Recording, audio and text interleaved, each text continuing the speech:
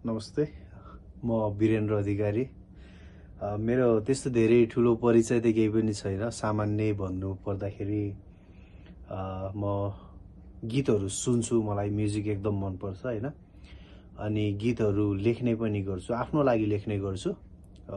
नबिर्सियोस् भन्नको लागि लेख्छु।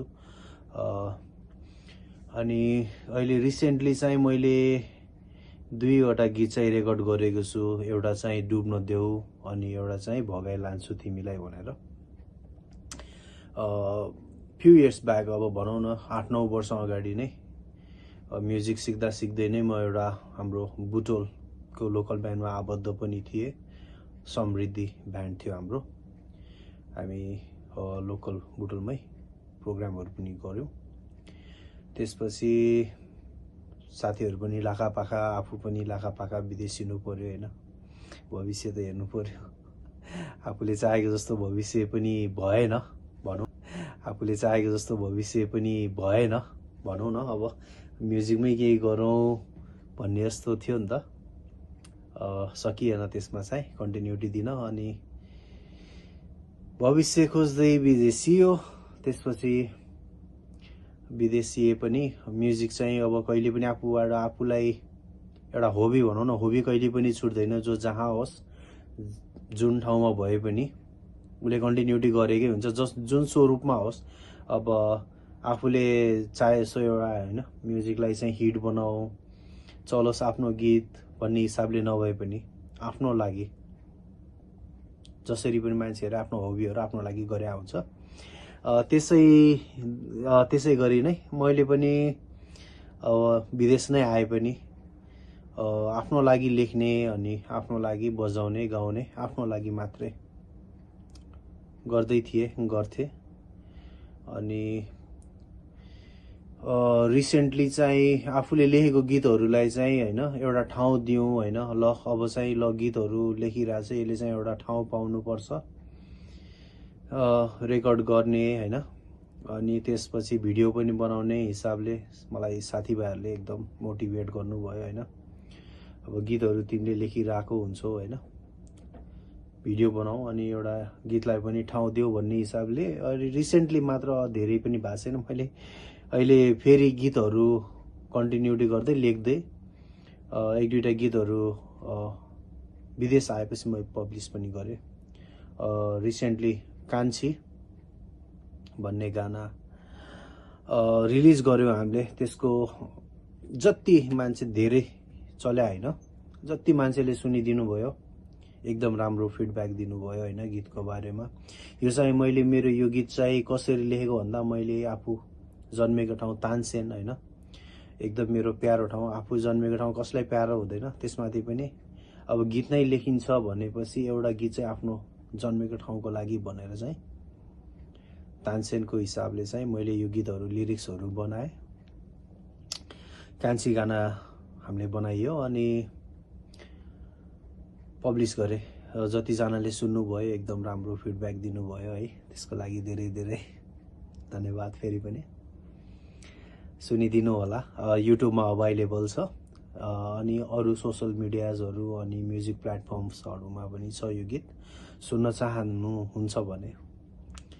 अनि त्यसपछि यो भिडियो मैले किन बनाउँदैछु भन्दाखेरि मलाई हाम्रो भीमसेन श्रेष्ठजीले रिक्वेस्ट गर्नुभएको थियो होइन। उहाँको भ्लगिङ च्यानलहरू छ।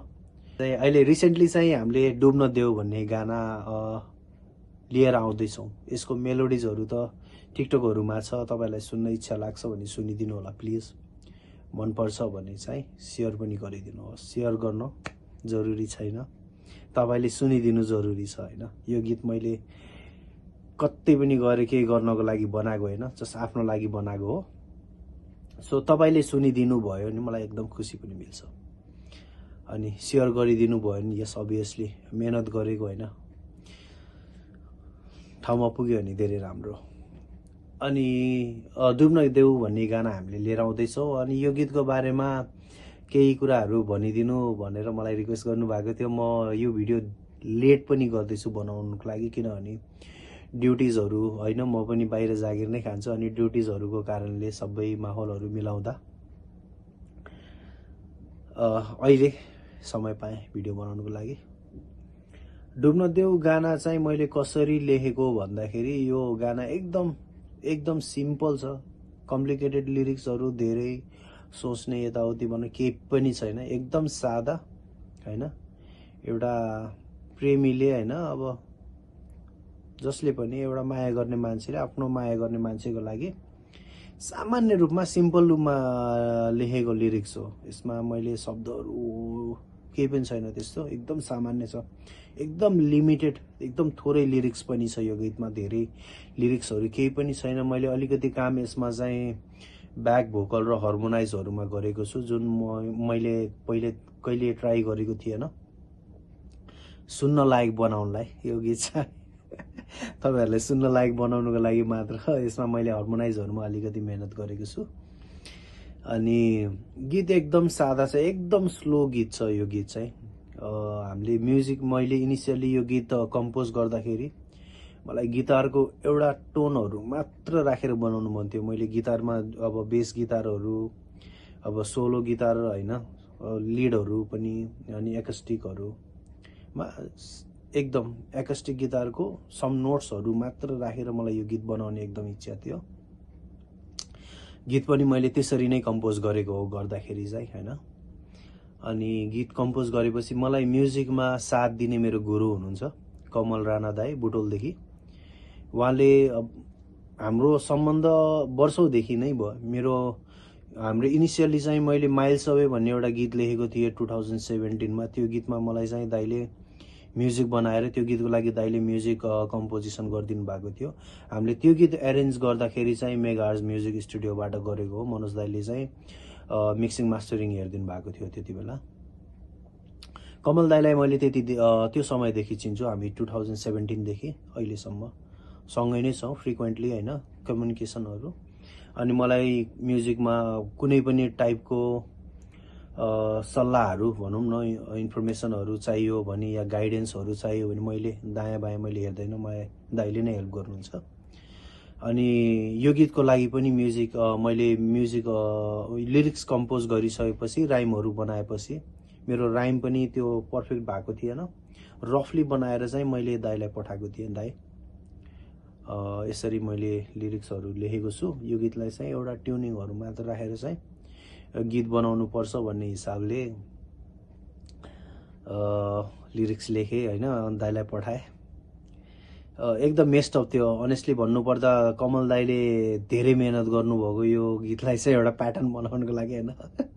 मैले जुन हिसाबले लिरिक्सहरु लेखेको थिएँ सजिलो थिएन यो दाइलाई यो गीतको लागि म्युजिक बनाउनको लागि सजिलो थिएन। अनि दाइलाई पठाए दाइ। अनि टाइम चाहिँ मैले हैन दाइलाई कहिले अब एक त म यहाँ विदेश छु हैन, त्यसपछि अनि दाइलाई म्युजिकहरु पठाउँदा अब जहिले फुर्सद हुन्छ तहिले गएर चाहिँ रेकर्ड गर्ने हामीले गर्छौं। भोकल मैले नेपालमै दाइसँग नै रेकर्ड गर्ने गर्छु। दाइको रेकर्डिङ स्टुडियो छ बुटोलमा।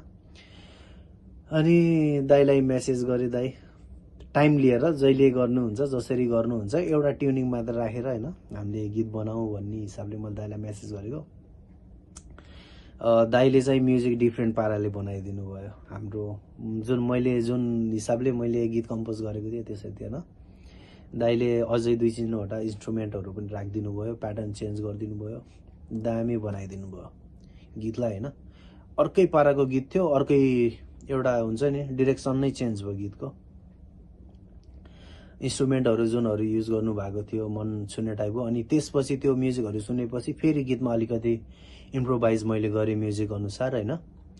अनि गीत अहिले यहाँसम्म बनाइयो है। अब एकदम सिम्पल छ। लिरिक्सहरु सोच्नु भयो भने के लेखे होला अनि केही पनि छैन, एउटा सामान्य कविता जस्तो मात्रै हो है।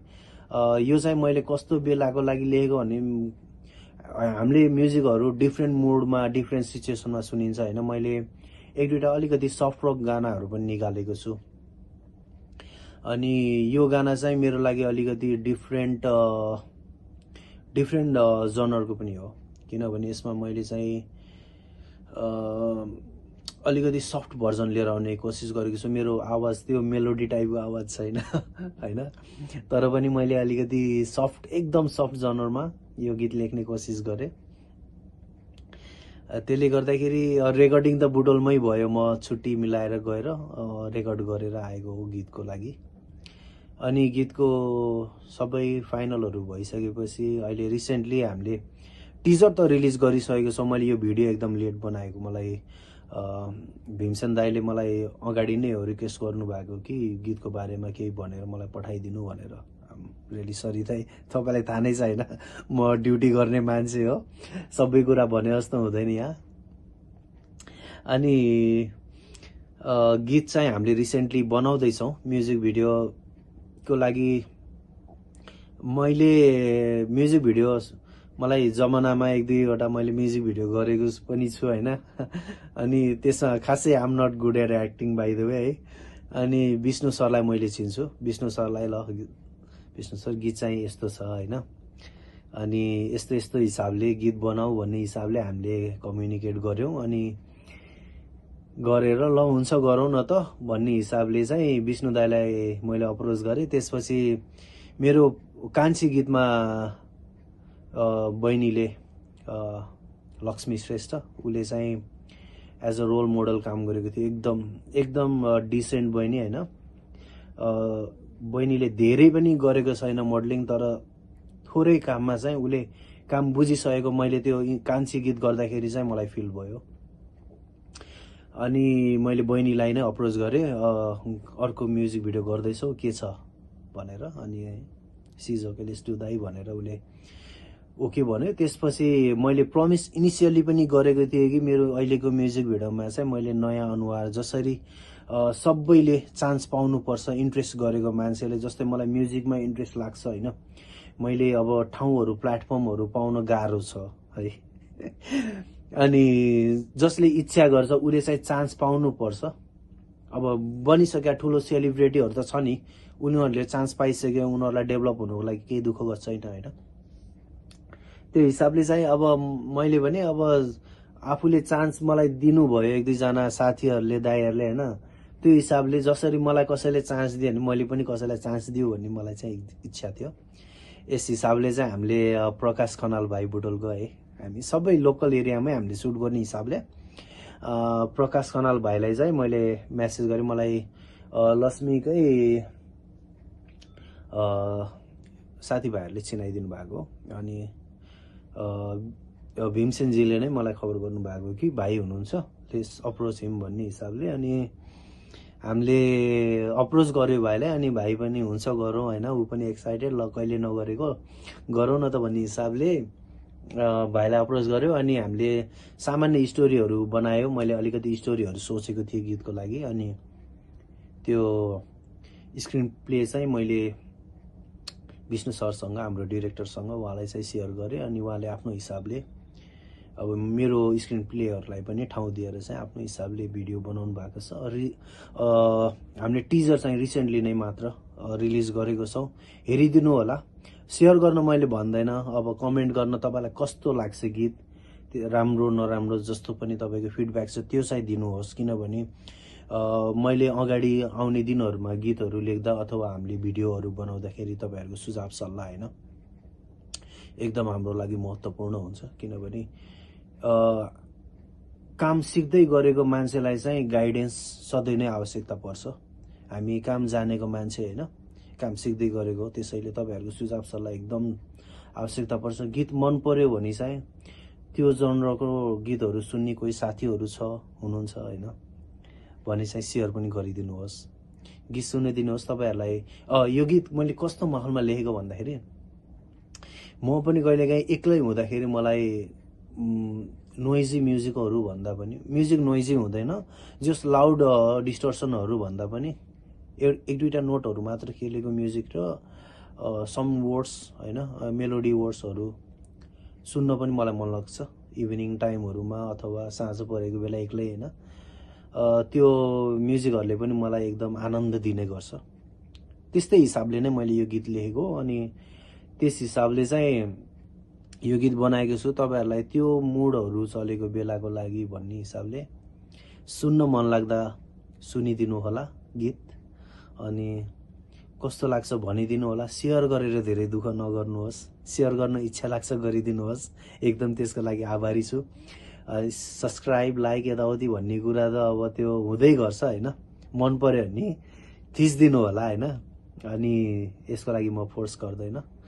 अनि त्यसपछि अब गीतको लागि धेरै त के भनौँ, यति नै हो है। उहाँको प्रश्नहरू म सम्झिने कोसिस गर्छु। उहाँले अरू प्रश्नहरू विदेशमा बसेर म्युजिकहरू कसरी गर्नुहुन्छ भनेर मलाई प्रश्न गर्नुभएको थियो। म सामान्य चाहिँ अब म्युजिकहरू हामी यहाँ चाहिँ म यहाँ बसेर चाहिँ कुनै ब्यान्डहरूसँग आबद्ध छैन अनि कुनै लाइभ म्युजिकहरू गर्दैन होइन। मेरो ड्युटी प्याटर्नहरूले यो मिल्दैन मलाई गर्न। अनि आफ्नो लागि रुममा बस्ने बजाउने गर्छु। अनि मेरो यहाँ साथी हुनुहुन्छ विके श्रेष्ठ अनि आशिष पाँचकोटी, हामी 3 जना छौँ होइन। अहिले त हामी कामको सिलसिलामा नै अलग अलग ठाउँमा काम गर्छौँ। हामी डिस्टेन्स पनि छ अहिले हामी बिच। तर चाहिँ पास्ट यो रिसेन्टली लास्ट इयर भन्दा 1 वर्ष भन्दा अगाडि अब 6-7 वर्षको दौरान भनौँ न, यो बिचमा चाहिँ हामी चाहिँ सँगै बसेर चाहिँ हाम्रो फेभरेट सिङ्गर्सहरूको गीतहरू गाउने बजाउने रुममा यही गर्दा गर्दै नै कन्टिन्युटी यसरी नै भयो। छुटेन म्युजिक हामी बिच। अब बजाउनको लागि भनौँ न म्युजिक चाहिँ छुटेन। त्यसपछि लास्ट इयर्सदेखि चाहिँ म चाहिँ उहाँहरूबाट टाढा छु, किनभने हामी अलग अलग एयरपोर्टमा चाहिँ काम गर्छौँ। हामी एयरपोर्टको इम्प्लोइ हो। अनि अलग अलग एयरपोर्टमा काम गर्दाखेरि चाहिँ यिनीहरूले गर्दाखेरि मैले गीत लेख्ने अलिकति चान्स पाएँ होइन। अब साथीहरूसँग छुटेपछि अब एक्लै भयो नि त, अब सँगै बजाइँदैन। यस हिसाबले एक्लै बजाएर एक्लै नै गीतहरू लेख्दाखेरि चाहिँ अलिकति बढी लिरिक्सहरू चाहिँ मैले पाइरहेको छु है। कमेडी छ सुन्दाखेरि चाहिँ, तर चाहिँ साथीहरूसँग हुँदाखेरि भएको गीतहरू नै बजाइन्थ्यो, लेख्ने माहौल हुन्थेन। अनि एक्लै हुँदाखेरि चाहिँ मैले फेरि लेख्न थालेँ गीतहरू। त्यो हिसाबले चाहिँ अब यहाँ चाहिँ विदेशमा चाहिँ मैले यसरी नै लेखिरहेको छु। अरू 1-2टा पेन्डिङ वर्क्सहरू पनि छ। हामीले अरू पनि गीतहरू लिएर आउँदैछौँ है। तपाईँहरूलाई अब यो कम्पोजिसन सुनेर अहिले सेम कम्पोजिसन त होइन, मैले अहिले रक गीत लिएर आउँदैछु यसपछि चाहिँ होइन। अनि अब मेरो लेखहरू सुन्न तपाईँलाई इच्छा लाग्छ, इच्छुक हुनुहुन्छ भने होइन, इन्ट्रेस्टेड हुनुहुन्छ होइन, अब सुन्ने एउटा यो गीत सुनेर मन पर्यो त्यो गीत भने चाहिँ त्यो गीत पनि सुनिदिनु होला। अनि प्रश्न एकदम सोधिदिनु भएकोमा म भीमसेनजीलाई अनि उहाँको युट्युब च्यानललाई चाहिँ एकदम धेरै धेरै धन्यवाद दिन चाहन्छु। अनि यो भिडियो तपाईँले हेर्नु भएको छ भने चाहिँ यो भिडियो तपाईँहरूले हेर्नुभएको छ भने पनि तपाईँहरूलाई धेरै धेरै धन्यवाद होइन। आफ्नो टाइम निकालेर भिडियो हेरिदिनु भयो। मेरो गीत पनि सुनिदिनु होला। सेयर गर्न त मैले भनिसकेँ, तपाईँको इच्छाको कुरा होइन।